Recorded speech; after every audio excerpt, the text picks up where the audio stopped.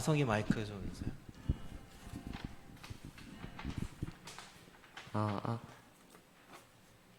됐어? 된 것 같아요. 기도하고 시작하겠습니다.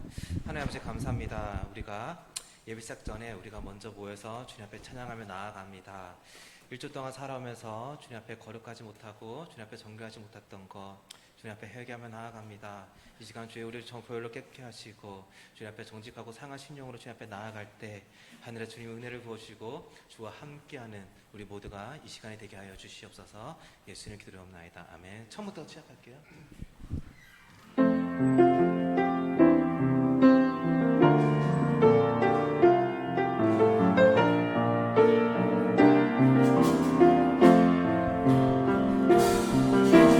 나는 하나님을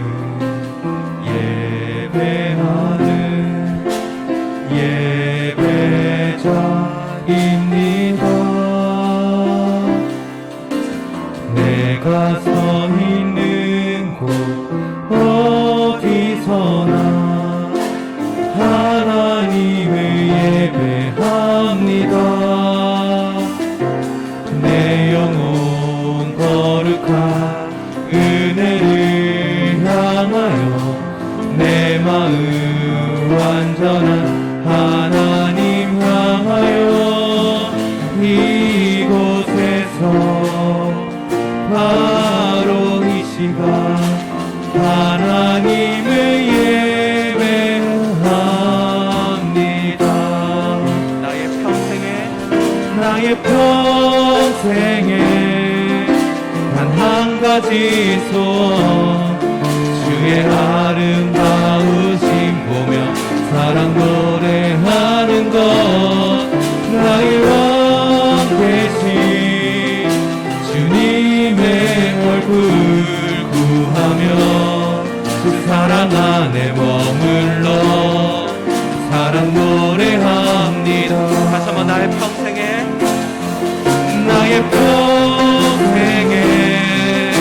단 한 가지 소원 주의 아름다우심 보며 사랑 노래하는 것 나의 왕 되신 주님의 얼굴 구하며 그 사랑 안에 머물러 사랑 노래합니다.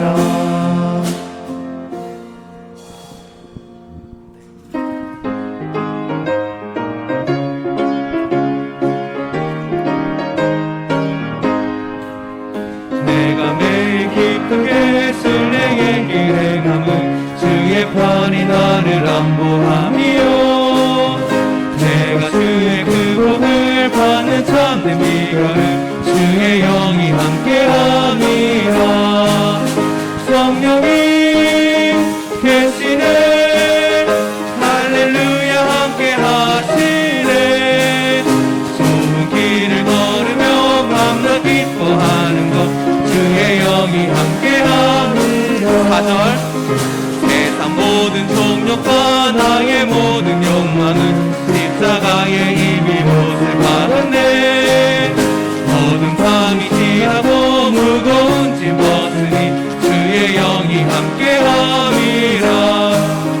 성령이 계시네 할렐루야 함께하시네 좁은 길을 걸으며 밤낮 기뻐하는 것 주의 영이 함께함이라.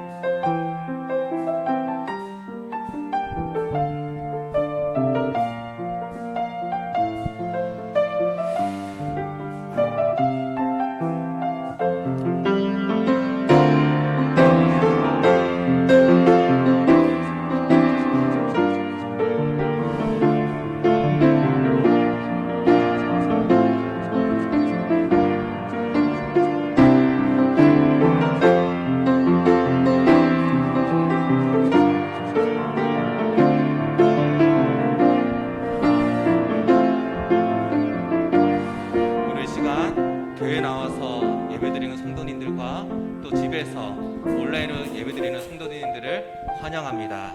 우리 다 같이 예배드리기 전에 우리 다 같이 이렇게 기도하길 원합니다. 기도할 때 하나님, 나를 예배자로 부르신 하나님 감사합니다.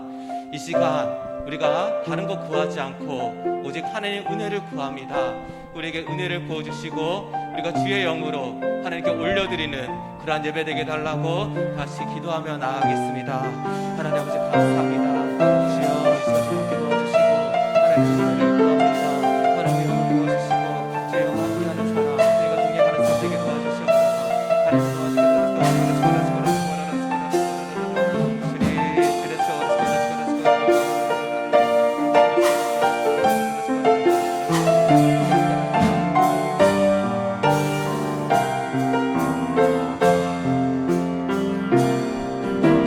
나는 하나님을 예배하는 예배자입니다.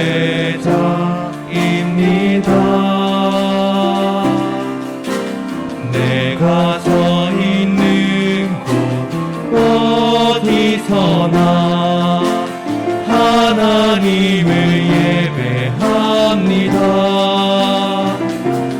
내 영혼 거룩한 은혜를 향하여 내 마음 완전한 하나님 향하여 이곳에서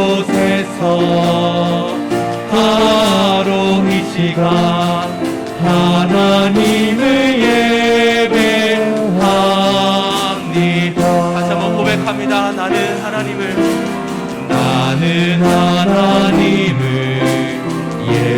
예배하는 예배자입니다.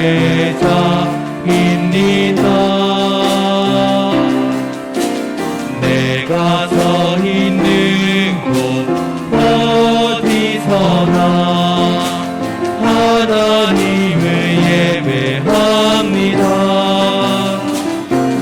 내 영혼 거룩한 은혜를 향하여 내 마음 완전한 하나님 향하여 이곳에서 바로 이 시간 하나님을 예배합니다. 다시 한번 내 영혼 거룩한 은혜를 향하여 내 마음 완전한 하나님 향하여 이곳에서 바로 이 시간 하나님을 예배합니다.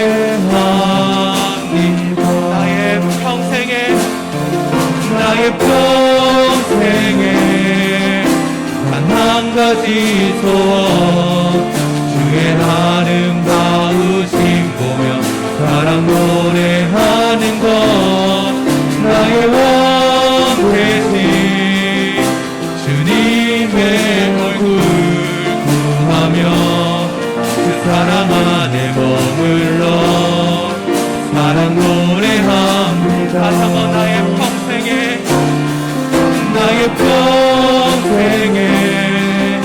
단 한 가지 소원 주의 아름다우심 보며 사랑 노래하는 것 나의 왕 되신 주님의 얼굴 구하며 그 사랑 안에 머물러 사랑 노래합니다. 처음부터 고백합니다. 주님 내가 주의 장막을 사모합니다. 오직 주의 임재를 갈망합니다.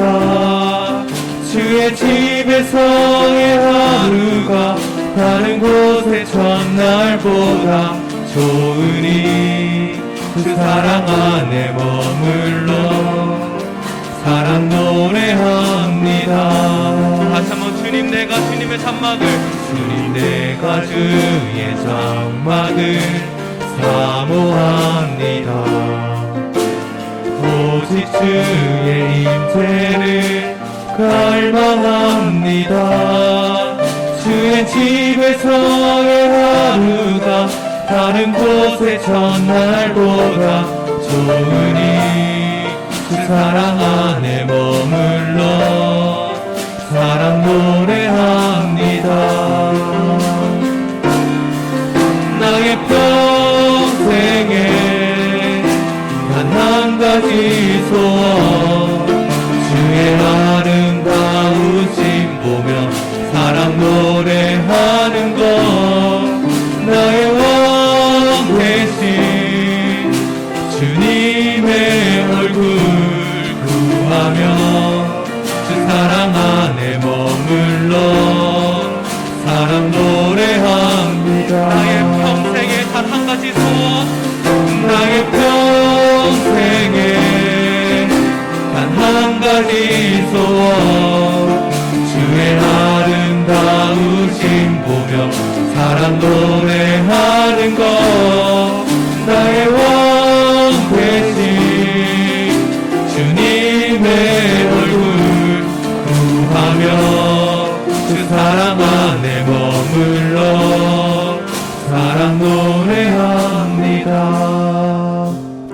우리 자 다시 기도하며 나아갈 때, 하나님, 내가 주님의 장막을 사모합니다. 내가 이곳에 교회에 나와 예배드린 것을 사모합니다. 나의 평생에 단 한 가지 소원이 있다면 내가 주님을 사랑하며 주님을 찬양하며 주님을 높이는 것입니다. 이 시간 주님을 사모하며 주님 앞에 나왔사오니 주님의 은혜를 부어주시고 주님의 사랑을 부어주시고 주의 영으로 충만케 하셔서 하나님 세상이 여기 넘어지는 것이 아니라 세상과 싸워 이기는 자 되게 도와주시옵소서. 하나님 주님을 사랑합니다. 주님을 높여드립니다. 이 시간 함께 달라고 다시 기도하며 나가겠습니다. 오 주님, 하나님, 나의 평생에 단 한 가지 소원이 있다면 하나님 주님을 사랑하고 하나님 주님을 높여드리는 것입니다. 하나님 내 삶에 있어서 하나님 주님을 사랑하며 나가게 도와주시고 주님과 동행하게 도와주시고 주의 성령으로 충만케 하시사 하나님 이제는 거룩한 삶으로 주님 앞에 나가게 도와주시옵소서.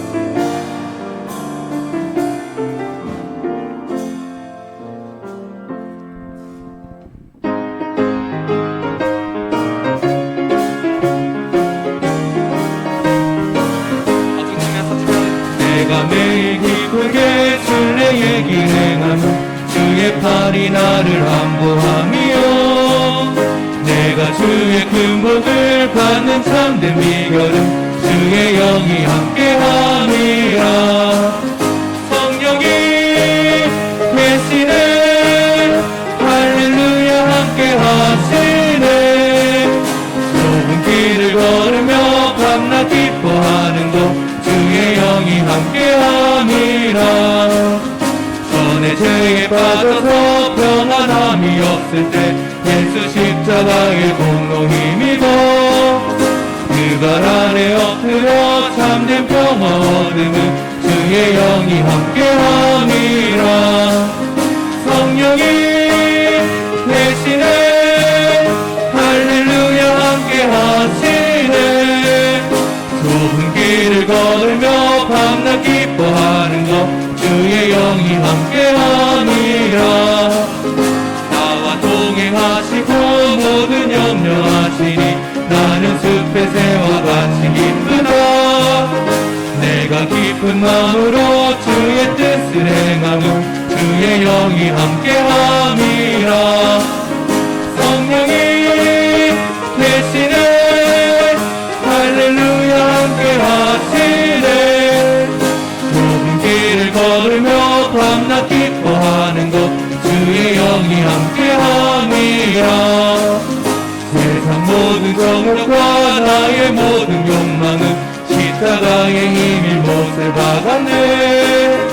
어둠 어두운 밤이 지나고 무거운 짐 벗으니 주의 영이 함께함이라. 성령이 계시네 할렐루야 함께하시네. 좁은 길을 걸으며 밤낮 기뻐하는 것 주의 영이 함께함이라. 다시 한번 3절 나와 동행하시고 모든 염려하시니 나는 숲의 새와 같이 기쁘다. 내가 기쁜 마음으로 주의 뜻을 행함은 주의 영이 함께함이라. 성령이 계시네 할렐루야 함께하시네. 좁은 길을 걸으며 밤낮 기뻐하는 것 주의 영이 함께함이라.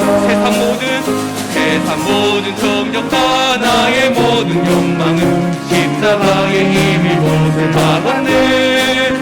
어두운 밤이 지나고 무거운 짐 벗으니 주의 영이 함께함이라. 성령이 계시네 할렐루야 함께하시네. 좁은 길을 걸으며 밤낮 기뻐하는 것 주의 영이 함께함이라. 성령이 계시네 성령이 계시네 할렐루야 함께하시네. 좁은 길을 걸으며 밤낮 기뻐하는 것 주의 영이 함께함이라.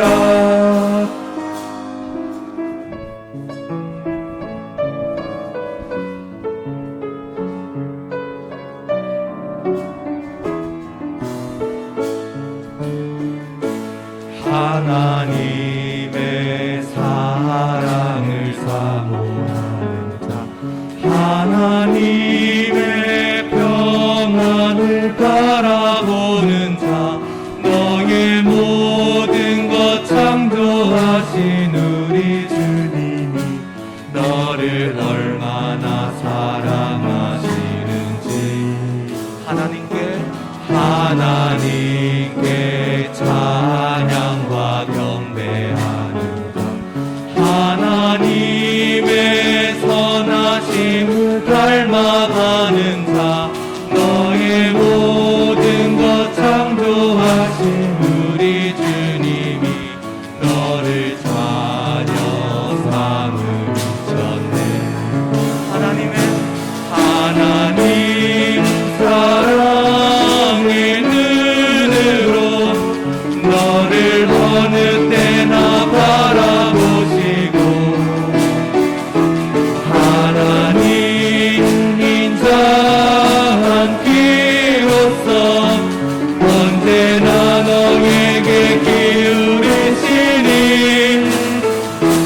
어두움에 밝은 빛을 비춰주시고 너의 작은 신음에도 응답하시니 너는 어느 곳에 있든지 주를 향하고 주만 바라보리라. 하나님의 사랑의 눈으로 하나님 사랑의 눈으로 너를 어느 때나 바라보시고 하나님 인자한 귀로서 언제나 너에게 기울이시니 어둠에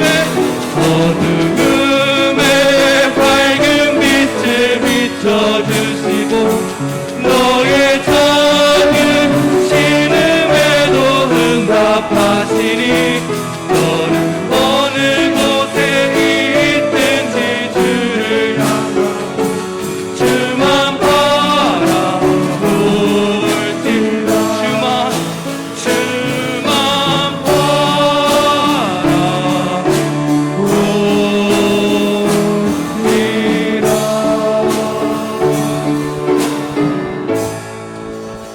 우리 다 같이 그 자리에 나서 우리가 동행하시는 하나님을 바라보며 찬양하며 나아가겠습니다.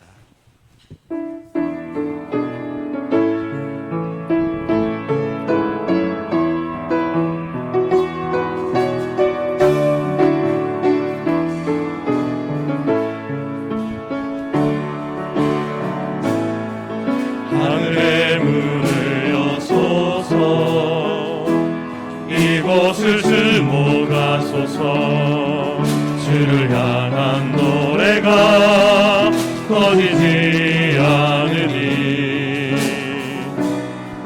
하늘을 열고 보소서. 이곳에 임재하소서. 주님을 기다립니다. 기도의 향기가 하늘에 닿으니 주여 임재하여 주소서. 이곳에 오셔서 이곳에 앉으소서. 이곳에서 드리는 예배를 받으소서. 주님의 이름만이 오직 주의 이름만 이곳에 있습니다. 이곳에 오셔서 이곳에 앉으소서. 이곳에서 드리는 예배를 받으소서. 주님의 이름만이 오직 주의 이름만 이곳에 있습니다.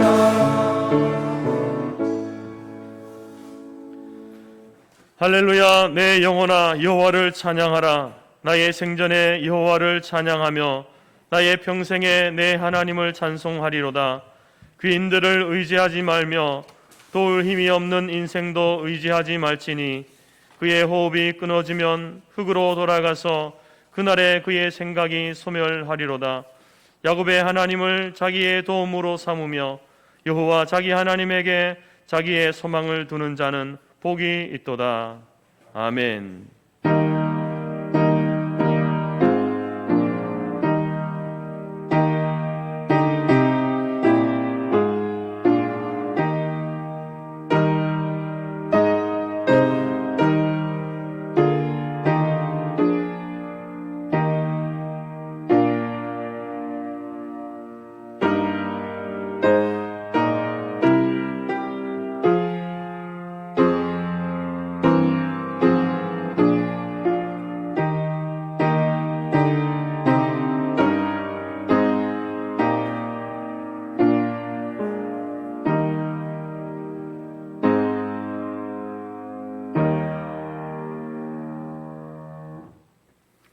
우리 함께 찬송가 뒤편의 성시교독, 오늘은 60번입니다.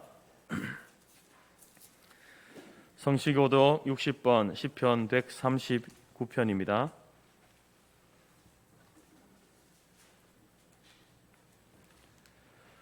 여호와여, 주께서 나를 살펴보셨으므로 나를 아시나이다.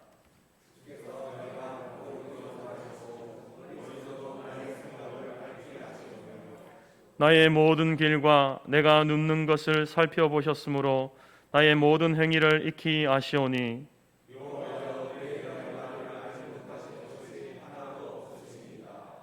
내가 주의 영을 떠나 어디로 가며 주의 앞에서 어디로 피하리이까?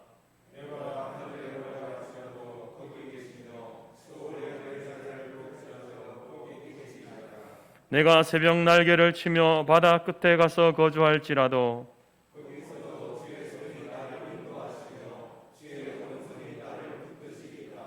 하나님이여 나를 살피사 내 마음을 아시며 나를 시험하사 내 뜻을 아옵소서. 내게 무슨 악한 행위가 있나 보시고 나를 영원한 길로 인도하소서. 아멘. 함께 사도신경으로 신앙을 고백드립니다. 나는 전능하신 아버지 하나님 천지의 창조주를 믿습니다. 나는 그의 유일하신 아들 우리 주 예수 그리스도를 믿습니다.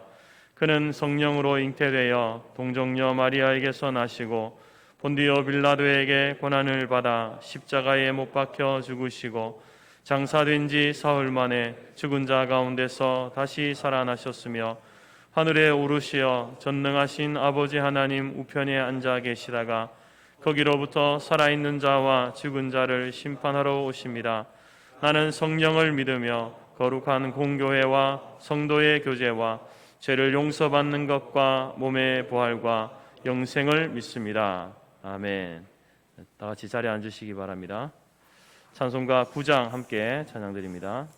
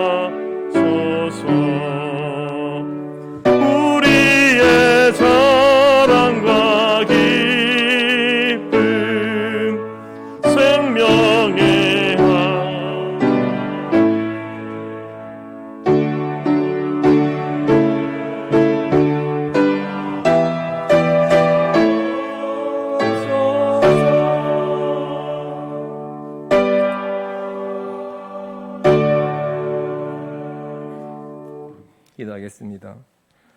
만물의 창조주이시며 주관자 되시는 하나님 아버지, 오늘도 하나님 아버지를 찬양하며 경배와 찬양을 올려드립니다.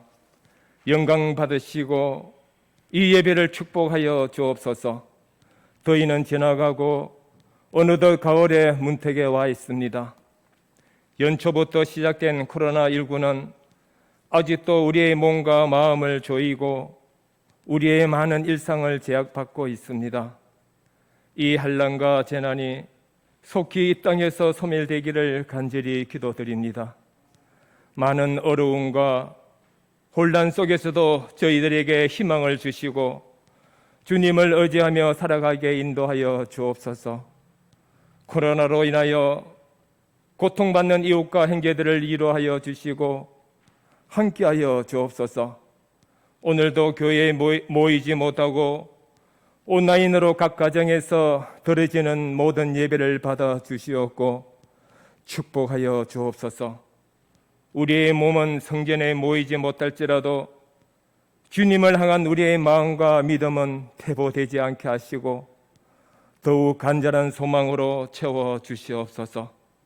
우리의 믿음이 행식과 습관에 매여 있는 믿음이 아니라 무엇을 하든지 주 안에서 주님과 함께하는 삶이 되게 하시고 코로나로 인하여 성도 간의 만남과 교제가 부족하여도 우리의 사랑과 믿음이 식지 않게 하여 주옵소서.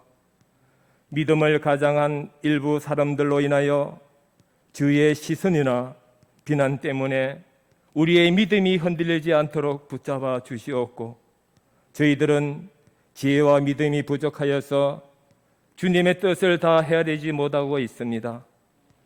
이 시대에 주님이 하시는 일을 보고 듣고 느낄 수 있는 지혜를 주시옵소서. 오늘도 주의 말씀을 전하시는 목사님을 통하여 주의 음성을 듣게 하시고 코로나 시대에 우리가 나아갈 길을 찾는 생명의 말씀이 우리 마음속 깊이 새겨지게 하여 주옵소서. 방역 지침 때문에 교회 함께 모이지는 못하지만 모두 한 마음으로 주님을 찬송하며 예배드리기를 간절히 원합니다. 성토의 교회의 모든 가정을 지켜주시고 이 시간은 신령과 진정으로 드리지는 예배가 되게 하여 주옵소서. 온라인 예배를 도우시는 방송사역팀과 예배위원을 축복하여 주옵소서.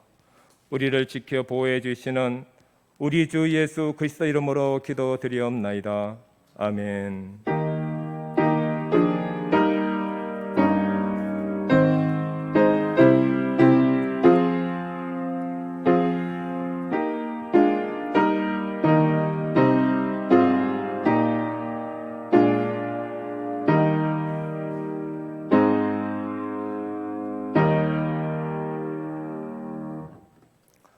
교육 소식을 알려드리겠습니다. 사랑하고 축복합니다. 현장 예배와 온라인 예배에 참석하신 모든 성도님들을 주님의 이름으로 축복하고 환영합니다. 현재 방송 사역팀에서 실시간 방송 녹화 방송을 위해 수고를 아끼지 않고 있습니다. 감사드리며 모든 성도들은 11시 실시간 온라인 예배를 영과 진료로 드립시다. 혹 11시 예배에 참여하지 못하신 분은 오후 2시 녹화된 예배 영상을 통해 예배 드리시기를 바랍니다. 하나님께서는 근본 실현을 통해 지금껏 우리가 들어왔던 위선적 예배를 질책하고 계십니다. 또한 새롭게 회복된 예배를 받기 원하십니다. 개인과 가정이 예배 회복하는 기간이 되시기를 바랍니다. 새벽 예배와 수요 예배가 라이브 톡으로 진행되고 있습니다. 온라인으로 함께 예배 드리시기를 원하시는 분들은 예배팀 팀장이신 윤영전 집사님과 부교육자신 송경환 강목사님에게 문의해 주시기를 바랍니다. 다음 세대 예배 소식입니다. 유치부, 초등부, 청소년부의 모든 예배도 비대면 예배로 드립니다. 각 가정에서는 자녀들이 예배에 소홀하지 않도록 잘 교육하여 주시기를 바랍니다. 온라인 예배를 위한 방송 장비 교체했습니다. 효율적인 온라인 예배를 위해 관리부와 방송사역팀에서 방송 장비를 교체하였습니다. 수고하신 분들께 감사드립니다. 주한 선교사님 방문하셨습니다. 금주 수요일 주한 선교사님께서 본교에 방문합니다. 기도해 주시고 위로해 주시면 감사하겠습니다. 헌금 관련해서 말씀드리겠습니다. 온라인 예배로 인해 헌금 관련 문의가 많습니다. 가정에서 예배 드린 후 온라인으로 계좌번호 우리은행에 참조해 주시고요. 입금해 주시고요. 또 비대면 예배가 해제가 되고 교회에 출석하셔서 헌금하셔도 됩니다. 온라인으로 헌금하실 경우 헌금의 종류와 금액을 따로 문자로 보내주시면 정리에 도움이 되겠습니다. 우동훈 지사님께 문의하시면 되겠습니다. 감사합니다.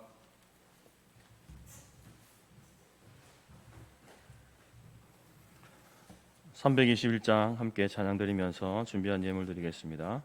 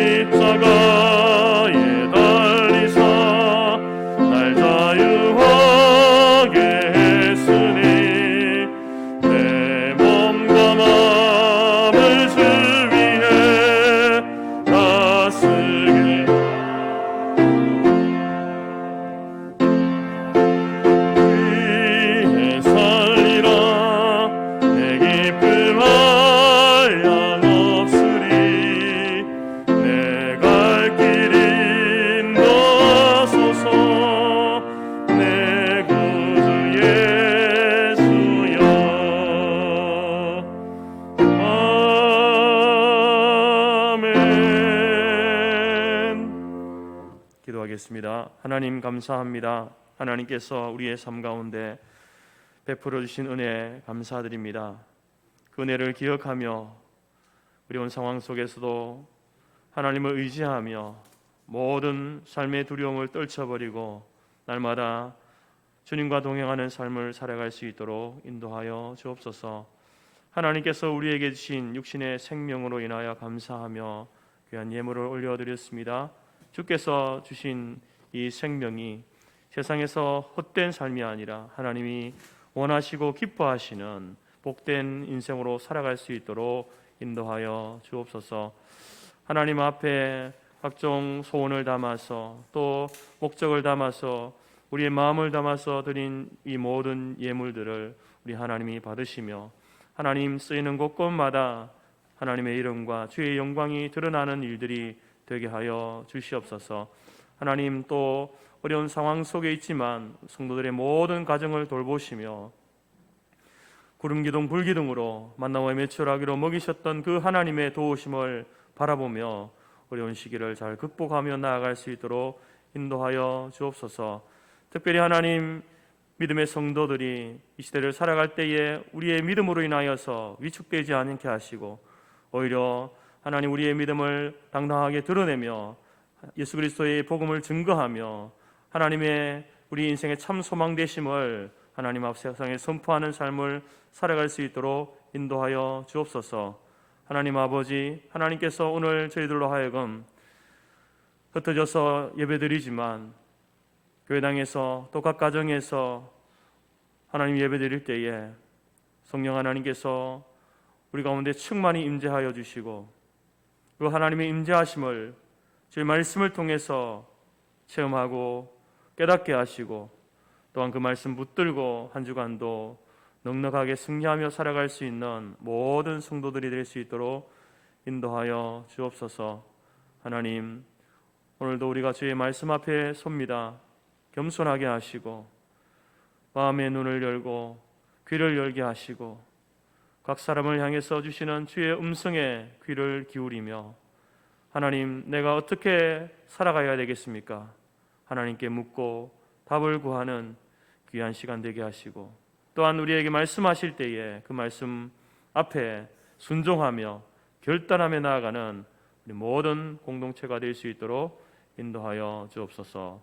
감사드리며 예수님의 이름으로 기도드립니다. 아멘.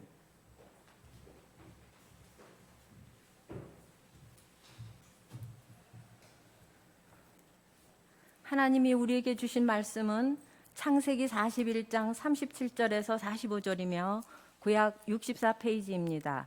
화면에도 있습니다. 바로와 그의 모든 신하가 이 일을 좋게 여긴지라. 바로가 그의 신하들에게 이르되 이와 같이 하나님의 영에 감동된 사람을 우리가 어찌 찾을 수 있으리요 하고 요셉에게 이르되 하나님이 이 모든 것을 내게 보이셨으니 너와 같이 명철하고 지혜 있는 자가 없도다. 너는 내 집을 다스리라. 내 백성이 다 내 명령에 복종하리니 내가 너보다 높은 것은 내 왕자뿐이니라. 바로가 또 요셉에게 이르되 내가 너를 애굽 온 땅의 총리가 되게 하노라 하고 자기의 인장 반지를 빼어 요셉의 손에 끼우고 그에게 세마포 옷을 입히고 금사슬을 목에 걸고 자객이 있는 버금수레에 그를 태우매 무리가 그의 앞에서 소리 지르기를 엎드리라 하더라. 바로가 그에게 애굽 전국을 총리로 다스리게 하였더라. 바로가 요셉에게 이르되 나는 바로라. 애굽 온 땅에서 내 허락 없이는 수족을 놀릴 자가 없으리라 하고 그가 요셉의 이름을 사브나빠네라라 하고 또 온의 제사장 보디베라의 딸 아스낫을 그에게 주어 아내로 삼게 하니라. 요셉이 나가 애굽 온 땅을 순찰하니라. 아멘.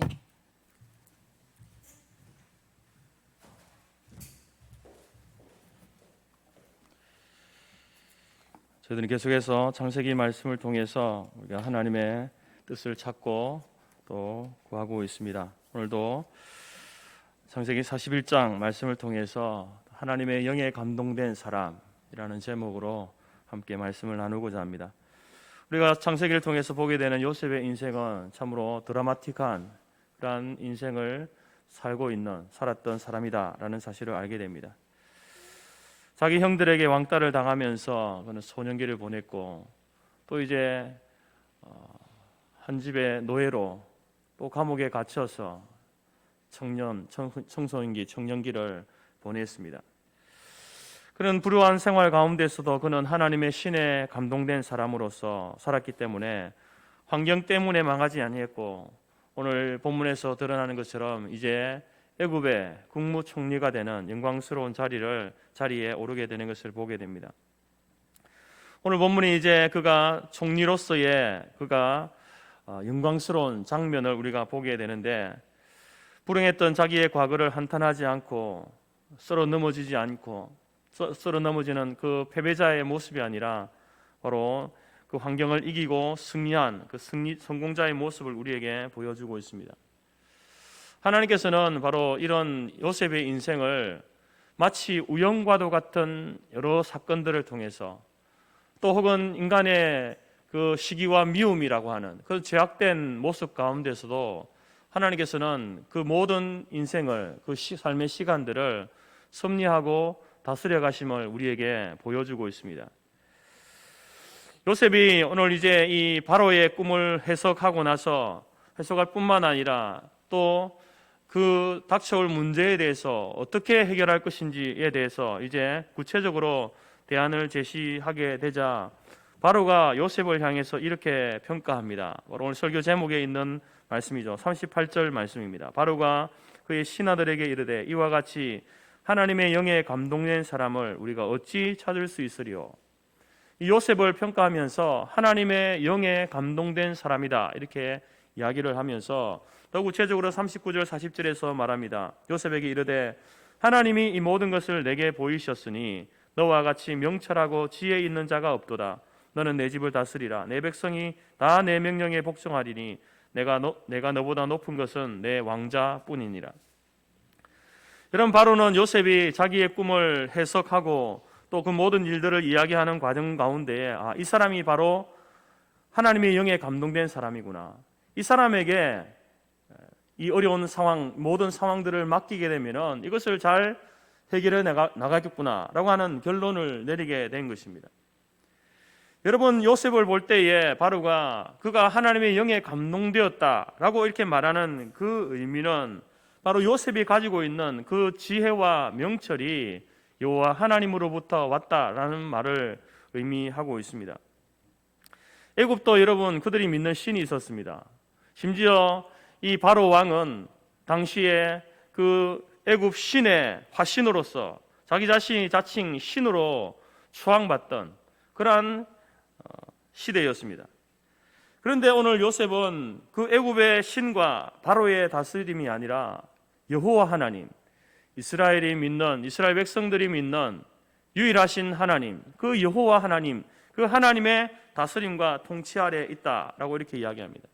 뿐만 아니라 요셉에게 나타났던 그 지혜와 명철은 바로 애굽의 신을 통해서 주어진 것이 아니라 여호와 하나님께서 주신 것이다라고 이렇게 분명히 바로가 그것을 인정하고 있는 것입니다. 여러분, 이 당시에는 애굽에는 수많은 다른 나라에서 사람들이 애굽으로 포로로 잡혀와서 이렇게 살았습니다.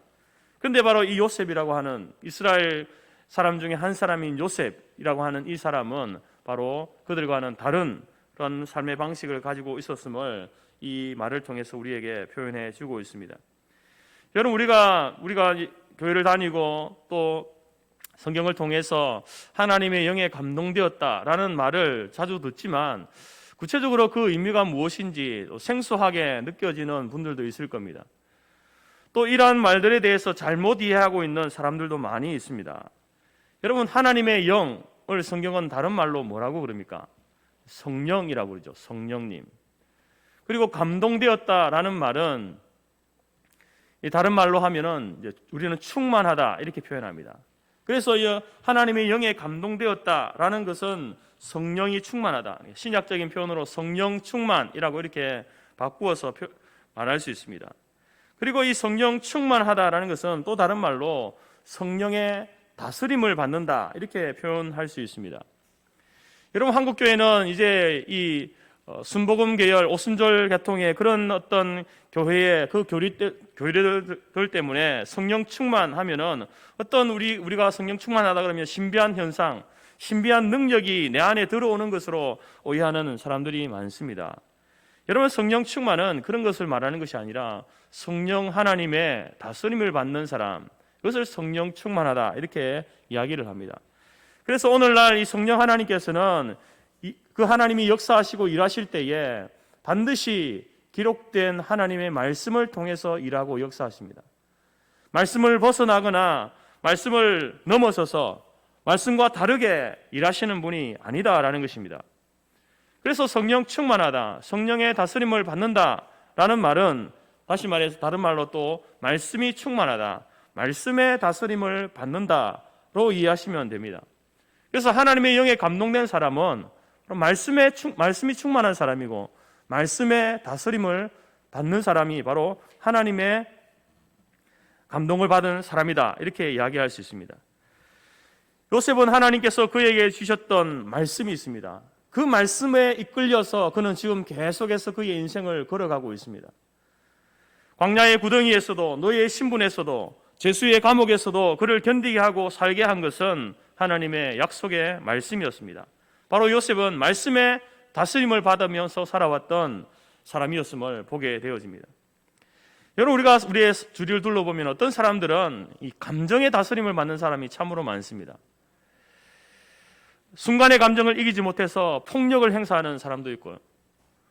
또 이제 부부의 관계 속에서 이 부부의 관계가 그 감정을 이기지 못해서 깨어지는 사람도 있고, 또 직장 생활 속에서도 자신의 감정을 다스리지 못해서 직장을 뛰쳐나오는 그러한 경우도 허다합니다. 왜 그런가? 왜 이런 일들이 일어나고 있는가? 이 우리의 감정이라고 하는 것, 그 자체가 나쁜 것은 아닌데 그것을 하나님의 말씀으로 다스리고 말씀의 인도함을 받아서 결정하고 행동해야 되는데 감정 일변도로 흘러가 버리니까 감정적인 사람이 되어지고 감정의 노예가 되어지는 겁니다. 하나님의 영이신 성령님께서는 바로 우리에게 이 감정을 다스릴 힘과 판단력과 절제력을 우리에게 주십니다. 그래서 우리가 성령 충만하다, 말씀의 다스림을 받게 되어지면요, 우리가 감정이 있는 사람이지만 감정의 노예로 살지 않게 되는 겁니다. 감정이 우위에 있어서 우리의 이성이나 우리의 지성이나 그것이 감정이 우위에 있어서 감정에 끌려가는 사람이 아니라 굉장히 이성적인 사람이 되는, 지성적인 사람이 된다는 거죠. 더 나아가서 신앙적인 사람이 될 수 있다는 것입니다. 여러분, 우리는 지금 이 감정의 시대를 살고 있습니다. 굉장히 요즘 시대는 이제 사실은 이성의 시대라기보다는 감정의 시대입니다. 그렇다고 해서 여러분, 우리가 감정의 노예가 되어져서 살아가는 그 삶이 아니라 하나님께서는 우리에게 바로 성령의 충만한, 말씀의 충만한 그러한 삶을 우리가 살아가기를 원하신다라는 것입니다.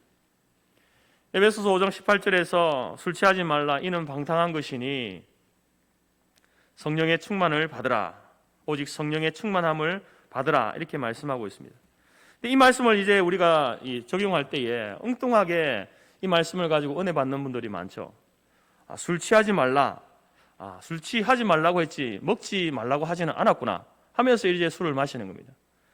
그러면서 또 술 취하지 말라고 했으니까 취하지 않을 정도만 먹으면 되지 않는가라고 이 말씀을 이렇게 적용하는 거죠. 근데 여러분, 이것은 우리가 성경을 오해한 것입니다. 너무나 지엽적으로 알고 있는 것이죠. 여러분, 여기서 술을 마신다라는 이 말의 의미는 물론 이제 문자적으로 술을 마시는 그것도 의미하지만 여기에는 비유적인 의미가 더 큽니다. 우리한테 우리가 술을 마실 것인가 마시지 말 것인가 이것을 가르쳐주기 위해서 사도 바울이 이 이야기를 하는 게 아닙니다. 그 비유적인 의미는 무엇인가? 사람들이 취할 수 있는 세상이라고 하는 술, 하나님의 뜻과 멀어지게 하는 그런 어떤 탐욕의 술, 쾌락의 술, 이기적인 욕심의 술, 이처럼 마귀가 주는 세상을 사랑하는 그 술을 총체적으로 말하면서 술이라는 표현을 쓰고 있는 겁니다. 그러면서 그 술이라는 것과 이 말씀 가운데 성령이라는 이 단어를 이제 대비하면서 우리에게 이야기해 주고 있는 겁니다. 그래서 술 취하지 말라는 것은 세상에 취하지 말라는 겁니다. 세상에. 술을 먹어라 말아라 이런 이야기를 하는 것이 아니라 세상의 오락에, 세상의 부귀영화에, 놀이에, 욕심에 취하지 말라, 그 의미를 우리에게 주고 있는 것입니다. 그래서 우리가 성령의 다스림, 말씀의 다스림을 받으려면은 여러분, 우리가 세상이라고 하는 그 술에 취해서는 안 된다라는 것입니다. 자, 그러면 우리가 나는 세상의 술에 취해 있는 사람인가 아닌가를 어떻게 우리가 알 수 있습니까? 객관적으로 우리가 알 수 있어야 되지 않습니까? 그러한 것들을 이제 우리가 그것을 알 수 있는 그런 것은 바로 우리가 일주일 동안 내가 어떤 삶의 패턴을 가지고 살았는지를, 나의 삶을 잠시만 분석해 보면 내가 어떤 삶을 살았는지, 내가 세상이라고 하는 술에 취하면서 살아왔는지, 아니면 성령에 취해서 살아왔는지, 성령 충만한, 말씀 충만으로 살아왔는지 우리가 알 수 있습니다. 우리는 일상 가운데서 이제 일하고 잠자고 먹고 TV 시청하고 사람 만나고 또 인터넷 검색, 게임도 하고 이런 이제 일상적인 삶을 살아가죠. 뿐만 아니라 신앙의 사람들은 여기에다가 이제 예배와 기도와 성경을 읽고 묵상하고 경건서적 읽고 전도하고 봉사하고 섬기는 이런 사역들을 하면서 살아갑니다.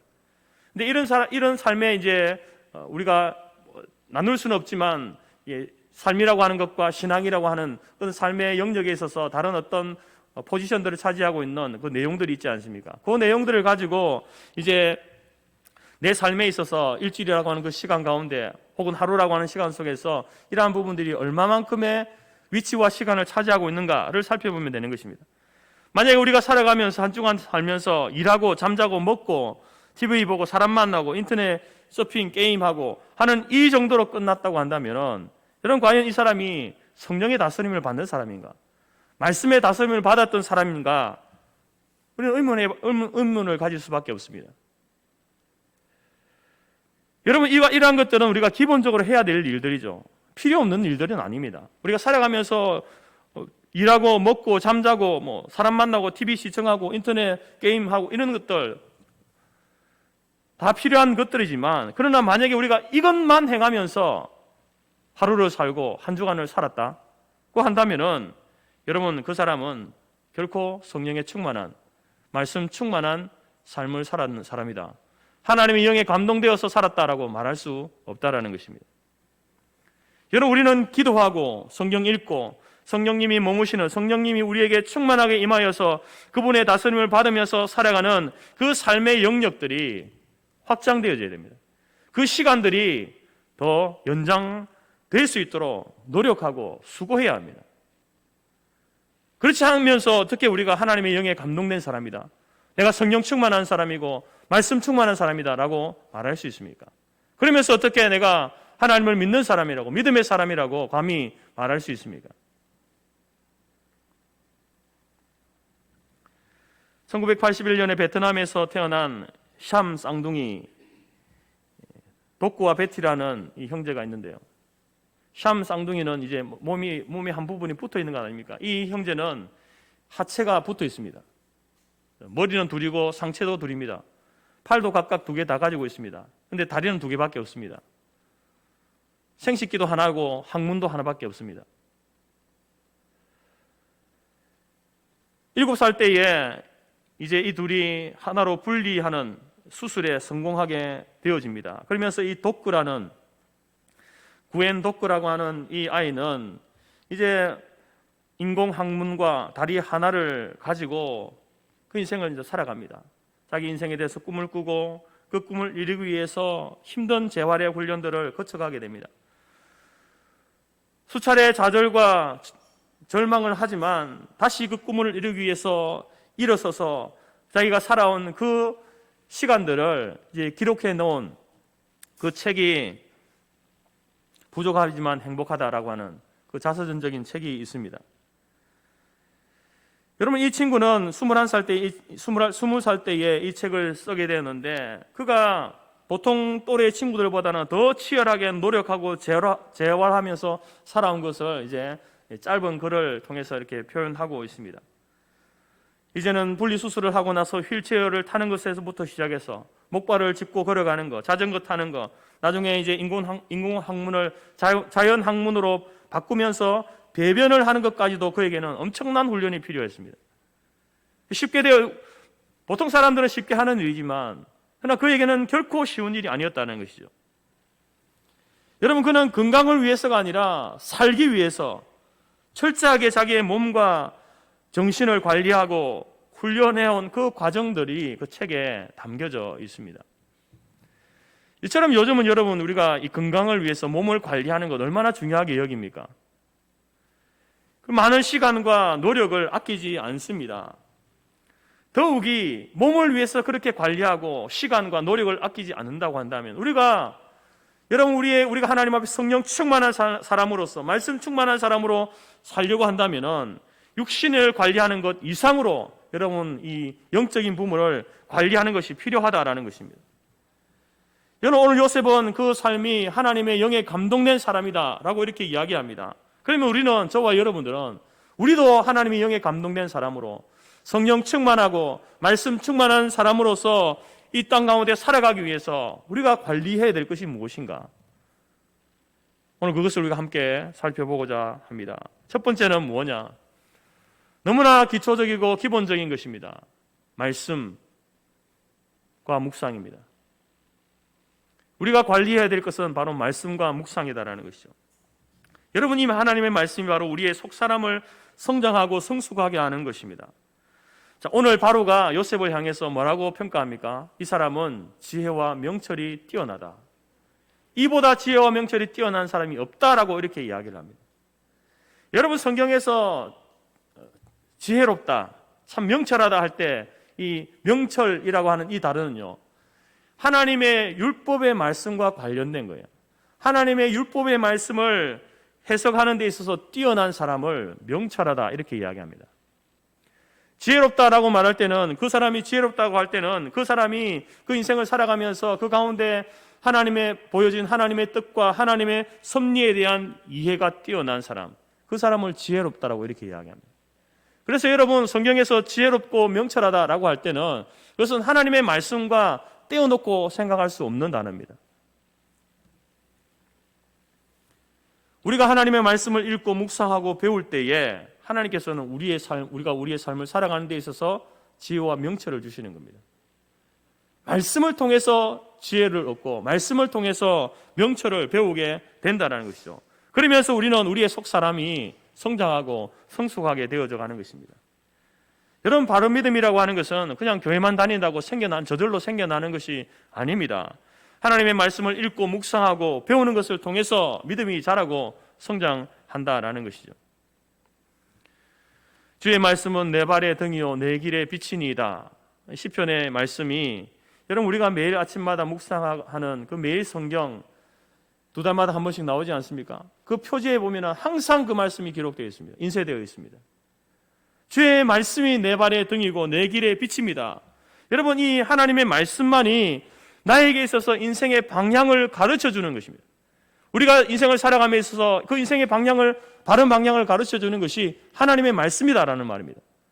내 길의 빛이다라는 것은 바로 그 어두운 인생길을 비춰주는 영적 내비게이션과 같은 역할을 하는 것이 무엇이냐? 그것이 하나님의 말씀이다. 이것을 여러분 시편 119편 105절에서 이야기하고 있는 것입니다. 그래서 우리는 하나님의 말씀과 동행하지 않으면 결코 그 사람은 올바른 인생의 목표 지점에 도달할 수 없습니다. 엉뚱한 인생의 길을 걸어가는 것이죠. 자기는 아무리 열심히 노력하고 수고하고 살아왔지만 나중에 결과적으로 볼 때 하나님께서 그게 아니다라고, 네가 잘못된 길로 갔고 잘못된 목표 지점으로 갔다라고 하나님께서 그렇게 우리를 인생을 판단하게 된다는 것이죠. 예수님께서도 산상설교의 그 결론의 말씀으로 말씀이 없는 인생은 모래 위에 집과 같다라고 이렇게 이야기합니다. 여러분, 말씀이 없으면 우리 인생에 하나님의 말씀이 없으면 그 인생은 사상 누각입니다. 무너지는 것은 시간 문제입니다. 여러분, 하나님의 말씀이 없을 때에 우리가 교회에서 열심히 섬기고 봉사하는 것 무너지게 되어 있습니다. 사회에서 교회 안에서 맺었던 모든 관계들 무너지게 되어 있습니다. 하나님의 말씀이 없으면 여러분이 열심히 헌신하고 충성했지만 그것은 그냥 자기의 의고, 그 충성하고 헌신한 것 때문에 오히려 자기가 시험에 들고 다른 이들을 미워하게 되는 그런 결과만 가져오게 될 것입니다. 말씀이 없을 때 그렇습니다. 말씀이 바탕이 되어져서 이러한 일들을 하게 되어지면은 여러분, 그러한 것들이 우리에게 유익이 되고 덕이 되지만 말씀이 없이 그 일들을 하게 되어질 때에 여러분, 그것은 결코 우리에게 유익이 되지 못한다는 것입니다. 이처럼 말씀을 묵상하는 것, 말씀을 배우는 것, 그것 위에 우리의 신앙을 건축하지 않으면 여러분, 그 인생은 사상 누각이다. 모래 위에 세운 집과 같다. 여러분, 우리는 이 새벽 시간에 매일 성경을 통해서 매일매일 하루하루 우리에게 주시는 하나님의 말씀을 묵상하고 또 그 말씀의 의미들을 찾아가고 있습니다. 여러분, 우리가 매일 성경을 보게 되어지면 매일 성경의 좋은 점이 바로 성경을 자기가 원하는 부분만 이렇게 편식하지 않고 전체를 다 볼 수 있다는 거죠. 그래서 4년 정도 우리가 이제 매일 성경을 보게 되어지면 성경 전체를 이렇게 깊이 있게 묵상하는 거죠. 그냥 통독하고 정독하는 것으로 끝나는 게 아니라 말씀을 묵상하면서 그 말씀 성경 전체의 의미와 또 그 안에 있는 각 장의 의미와 그리고 그 사건마다에 담겨있는 하나님께 주시는 그 메시지들을 우리가 묵상하고 나아갈 수 있는 겁니다. 그런 의미에서 여러분, 우리가 새벽을 깨우고 말씀을 묵상하는 거 여러분 너무나 중요한 시간이다라는 것입니다. 여러분, 우리가 지리적으로 너무 떨어져 있기 때문에 성도들을 향해서 여러분 매일 새벽마다 성토교회로 오십시오 라고 이렇게 말할 수는 없습니다. 그렇지만 여러분, 이 창신동 주변에 있는 우리 성도들은 여러분 새벽 예배 오셔야 되죠. 또 거리가 멀어서 오지 못하시는 분들은 가까운 교회를 나가시든지 여러분, 하나님의 말씀을 날마다 펼쳐들고 그 말씀을 묵상하고 그 말씀의 인도를 받는 삶을 사는 것 너무나 기본적이고 기초적인 것입니다. 그러나 이러한 것들이 되지 않을 때에 과연 그 사람을 하나님께서 보실 때에 하나님의 영에 감동된 사람이라고, 성령이 충만한 사람이라고, 말씀이 충만한 사람이라고 과연 그렇게 말할 수 있겠습니까? 여러분, 오늘 저와 여러분들이 다시 한번 하나님의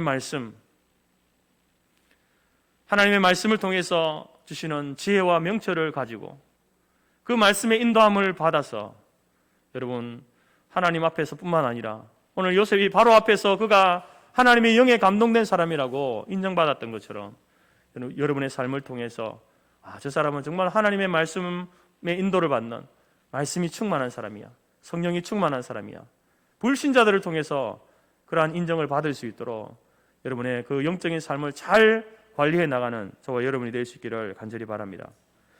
두 번째로는 여러분, 하나님의 영에 감동된 사람으로 살기 위해서 우리가 관리해야 될 것은 기도입니다. 여러분, 우리가 이 기도라고 하는 것은, 기도는 우리가 말씀의 다스림을 잘 받는 방법이 기도입니다. 기도는 우리가 예수 그리스도의 이름을 의지해서 하나님께 나아가는 방법이죠. 기도는 그냥 내가 마음대로 나가는 게 아닙니다. 입이 있다고 해서 기도할 수 있는 게 아니고요. 우리는 기도할 때에 반드시 예수 그리스도의 이름을 의지해서 하나님께로 나아가는 겁니다. 그리고 또 기도는 내 생각이나 의지가 아니라 하나님의 뜻과 의지를 찾고 그 뜻과 의지대로 순종하겠다라는 결단이 기도입니다. 그렇지만 여러분, 내가 결단했다고 해서 하나님, 내가 이렇게 살겠습니다, 오늘 하루 이렇게 살아가겠습니다, 올해 이렇게 살겠습니다, 계획을 세우고 결단했다고 해서 그것이 잘 시행됩니까? 그렇지 못하죠. 그래서 여러분, 성령의 도우심을 간구해야 되는 겁니다. 성령 하나님께서 우리를 돕지 않아 하시면 우리가 아무리 결단하고 계획을 세우고 한다고 하더라도 그것을 시행할 수 없습니다. 지켜낼 수가 없습니다. 성령 하나님 우리를 도우셔야 되는 겁니다.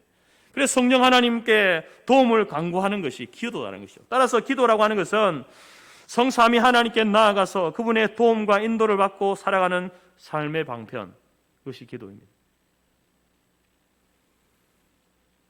성자 예수님이 반드시 필요하고요, 성부 하나님께 나아가야 되고 성령의 도우심이 반드시 필요한 겁니다. 여러분, 하나님께서 우리에게 은혜를 주실 때에 은혜를 주시는 방편이 있습니다. 그냥 무작위로 주시는 것이 아니라 은혜의 방편이 있습니다. 그것이 바로 이 개신교에서 말하고 있는 거룩한 예식인 세례와 성찬입니다. 세례와 성찬을 통해서 하나님은 우리에게 은혜를 주십니다. 단순히 의식이 아니라요, 하나님께서는 이 세례와 성찬을 통해서 우리에게 반드시 은혜를 주신다라고 말씀하고 있습니다. 또한 하나님께서는 우리에게 말씀을 통해서 은혜를 주십니다. 말씀을 통해서 하나님이 은혜를 주실 때에 말씀을 통해 주시는 거예요. 다른 방법이 아니고요, 말씀을 통해서.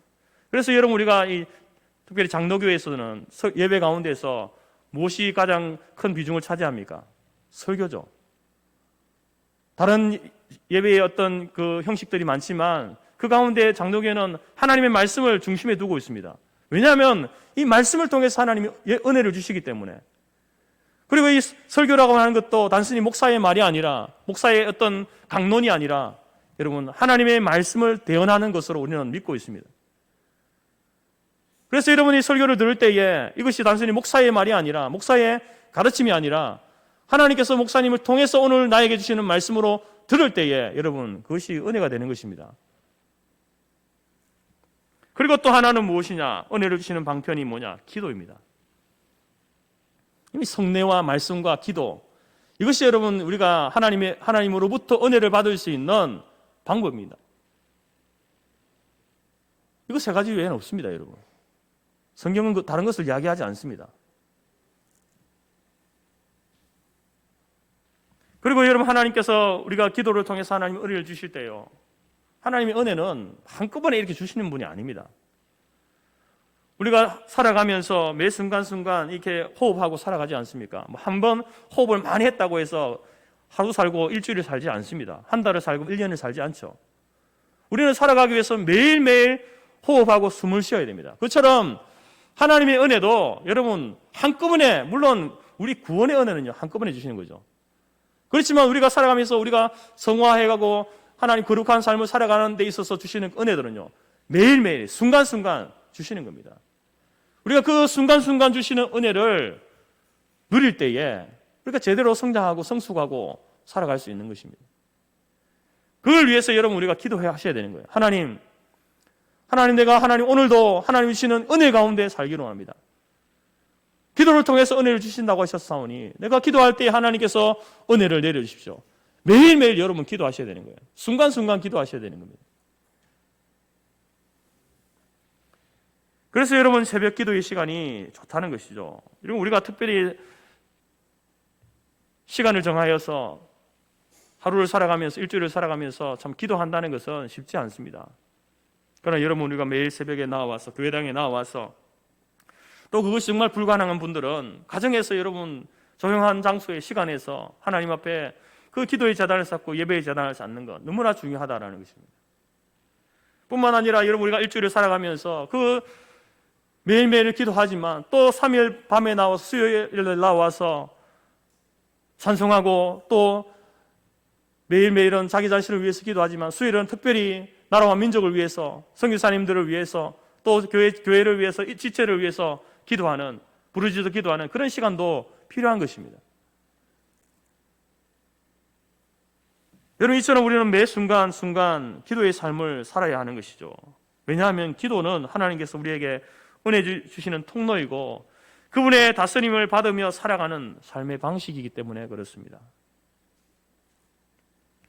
이러한 거룩한 습관을 우리 모든 성도교회 성도들이 가질 수 있기를 간절히 바랍니다.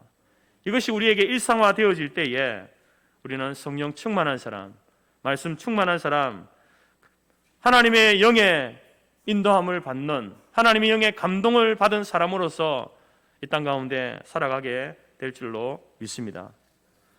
세 번째로는요, 너무나 기본적인 것이죠. 참된 예배입니다. 바른 예배입니다. 자, 성령 충만해지기 위해서, 말씀 충만해지기 위해서 어떻게 해야 된다고 했습니까? 첫 번째는 하나님의 말씀 묵상하고 배우고 익혀야 된다. 두 번째로는 하나님 앞에 기도하는 삶을 살아야 된다. 매 순간순간 기도해야 된다. 세 번째는 바로 참된 예배를 드리는 것입니다. 여러분 우리가 참된 예배를 드리기 위해서 그 두 가지 조건이 갖춰져야 하는데요. 하나는 뭐냐면은 주일에 공적 예배를 드리는 겁니다. 먼저 여러분 주일에 공적 예배를 드려야 됩니다. 이게 이 조건입니다. 이게. 그리고 또 하나는 그것이 삶의 예배로 이어져야 된다는 것입니다. 여러분 이 순서를 바꾸면 안 됩니다. 삶의 예배가 문제가 아니고 공적 예배가 먼저입니다. 공적 예배에 성공한 사람이 삶의 예배에 성공하지 공적 예배에 실패한 사람이 삶의 예배에 성공한다. 그래서 어불성설입니다. 성공할 수 없습니다. 그래서 여러분 이 개혁교회가 주일 성수를 중요하게 여기는 겁니다. 주일을 지키는 거 중요하게 여기는 겁니다. 우리가 한 주간을 세상 가운데 살아가면서 주일 예배에 제대로 드리지 않고 살아가는 사람이 매일매일 삶 속에서 그가 삶의 예배를 드린다? 하나님의 영의 인도를 받는 하나님의 영에 감동된 사람으로 살아갈 수 있다? 불가능합니다, 여러분.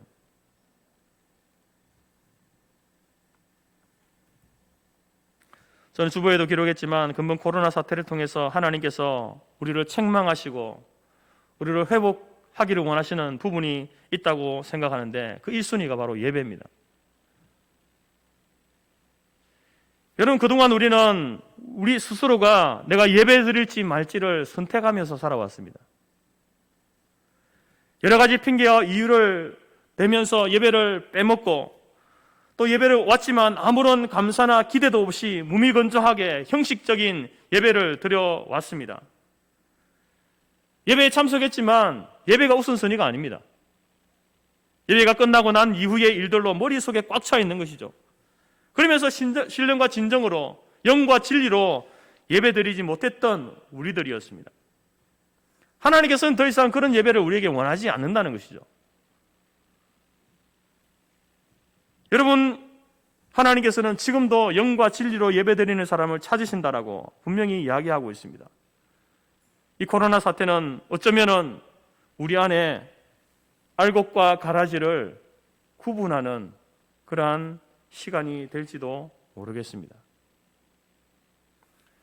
여러분 이 말을 우리가 경각심을 가지고 들어야 됩니다.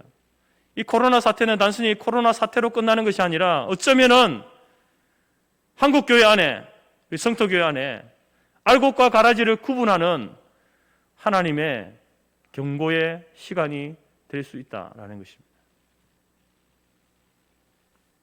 그래서 여러분, 우리는 코로나를 무서워해야 될 것이 아니라 코로나로 인해서 하나님을 가볍게 여기고 하나님을 멸시하는 자들을 가려내실 때에 혹시 내가 그 속에 들지 않을까, 그걸 두려워해야 되는 겁니다.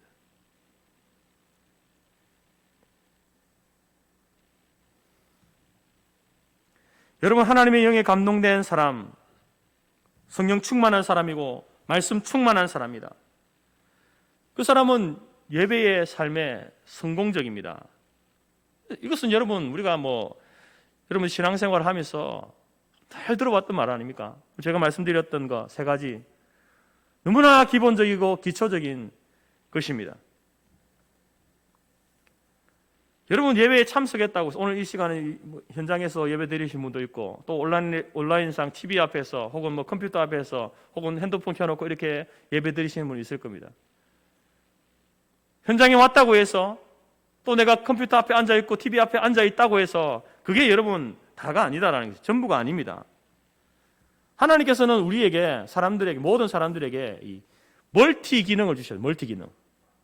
여기 와 있는데 여기 와 있지 않은 사람이 있을 수 있습니다. 여기 와가지고 다른 생각하는 거예요.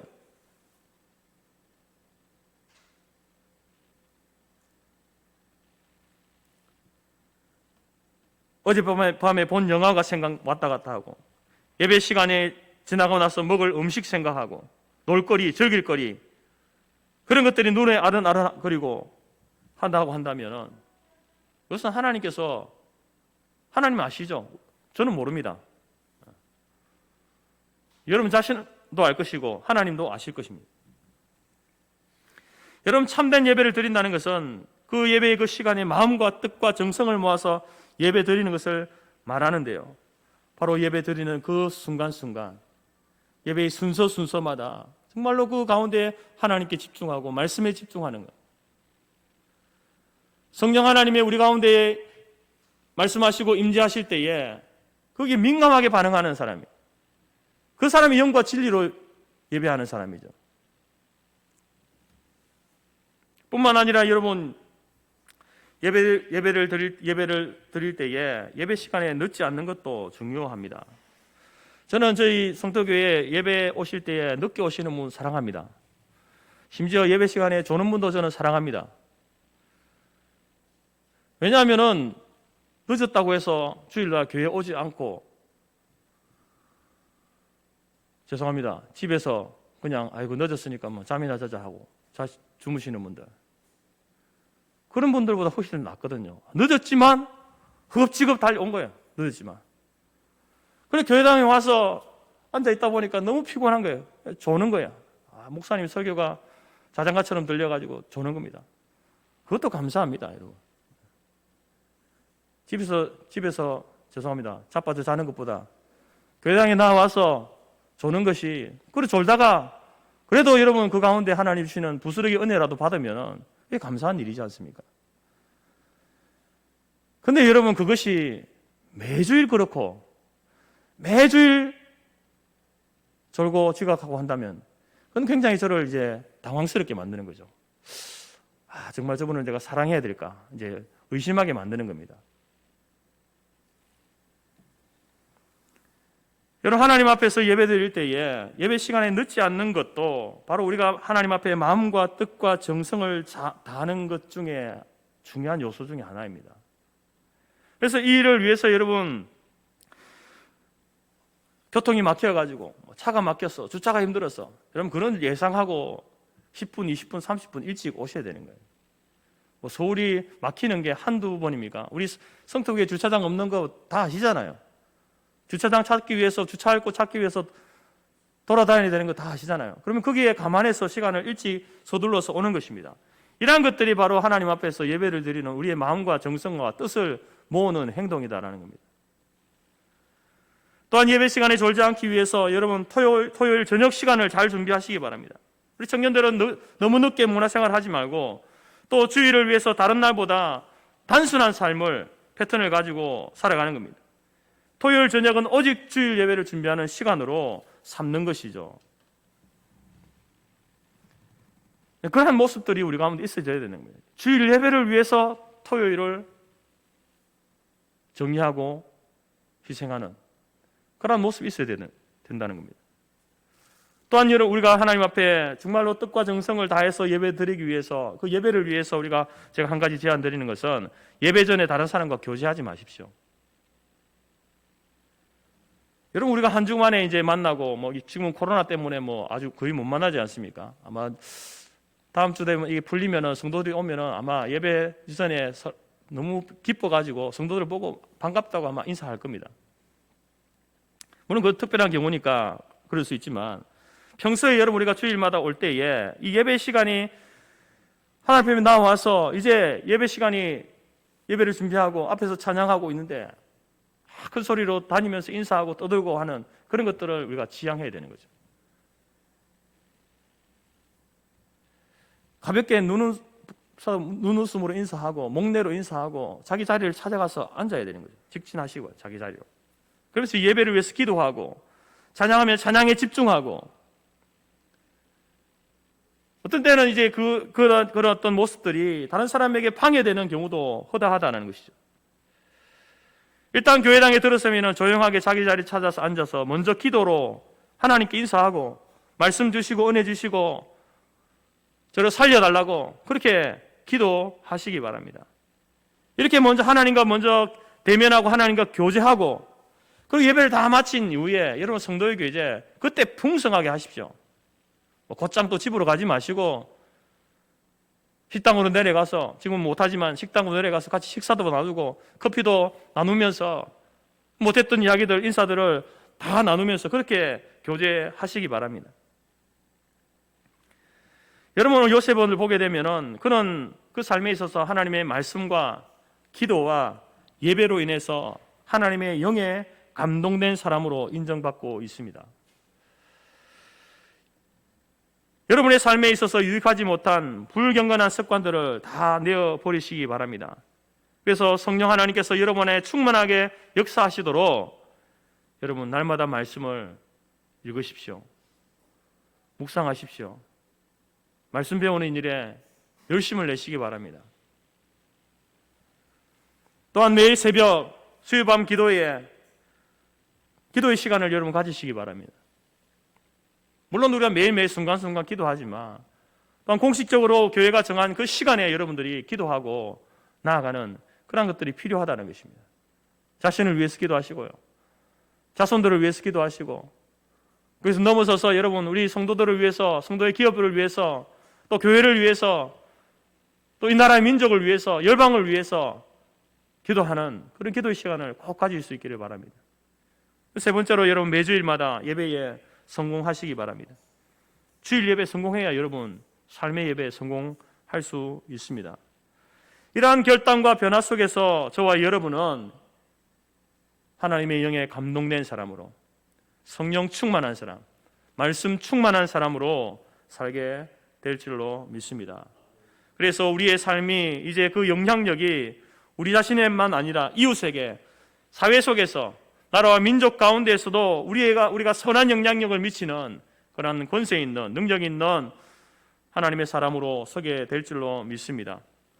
이번 한 주간 살아가면서 우리 모든 성도교회 성도들이 하나님의 영에 감동된 사람으로서 말씀 충만, 성령 충만으로 여러분 자신의 삶의 모든 문제들을 하나님이 주시는 지혜와 명철로 해결해 나가고, 또한 불신자들에게도 우리가 하나님의 영에 감동된 사람이기 때문에 하나님이 주시는 그 해답을 가지고 그 해답을 제시하면서 그들에게도 유익을 줄 수 있는 그러한 삶의 모습이 우리 모든 성도교회 성도들의 삶이 되어지기를 주님의 이름으로 권면드립니다. 기도하겠습니다. 하나님, 근본 이 코로나 사태로 인하여서 하나님이 우리를 시험하고 있음을 알게 하여 주옵소서.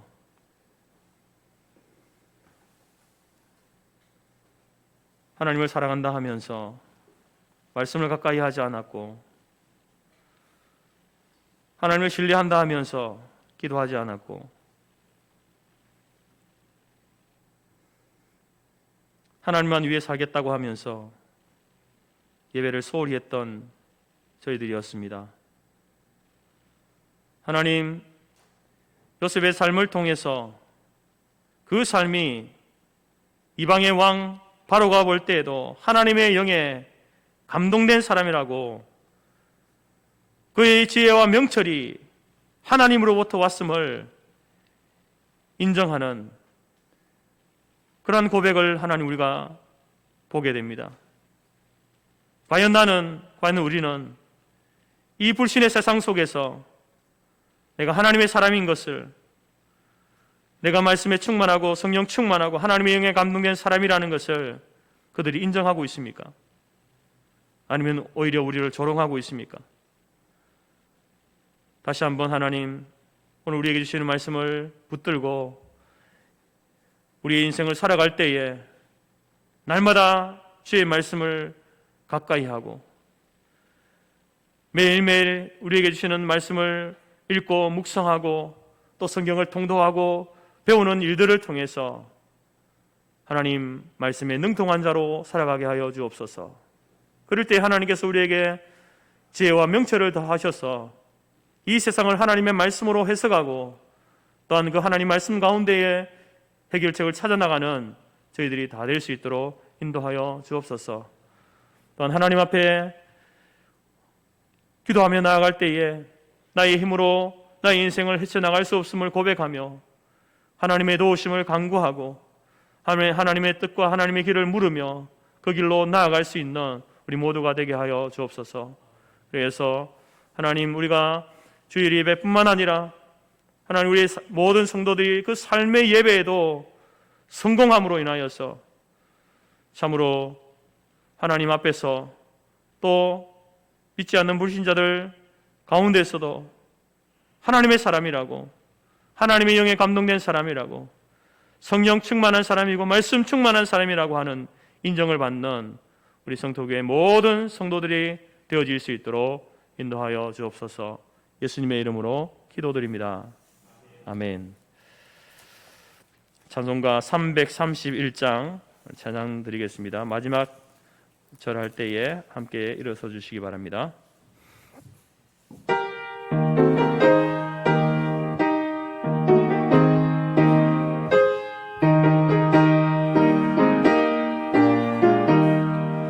영광을 받으신 만유의 주여, 우리가 명령을 따르리라. 베푸신 은혜를 감사히 알고 진실한 마음으로 섬기겠네. 구주의 은혜 주시는 대로 영원히 받들어 섬기겠네. 찬송하겠네, 찬송하겠네. 생명을 주시는 구주로다. 구주를 높이고 잘 공경하여 온유한 마음으로 섬기리다. 주 예수 안에서 즐거워하며 충성을 다하여 섬기겠네. 구주의 은혜 주시는 대로 영원히 받들어 섬기겠네.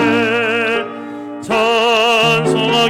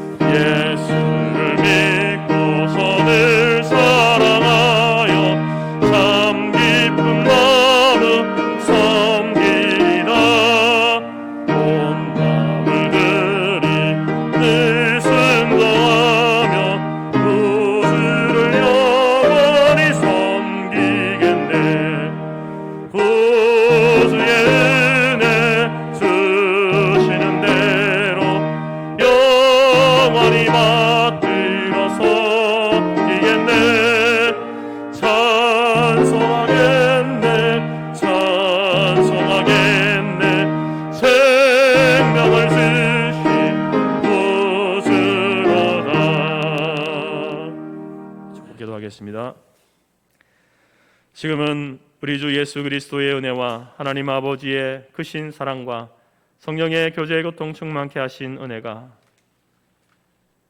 이번 한 주간 하나님 말씀과 기도와 예배에 성공함으로 하나님의 영에 감동된 사람으로 말씀 충만, 성령 충만한 사람으로 하나님이 주시는 지혜와 명철로 내 삶의 문제를 해결해 나갈 뿐만 아니라 우리 신의 그 삶에도 해답을 던져줄 수 있는 능력의 삶을 살아가기로 마음에 소원하고 작정하는 모든 성도들 머리 위에와 그들의 가정과 기업과 자녀와 우리가 속한 성토교회와 재건재단 위에 지금부터 영원토록 함께 있을지어다. 아멘.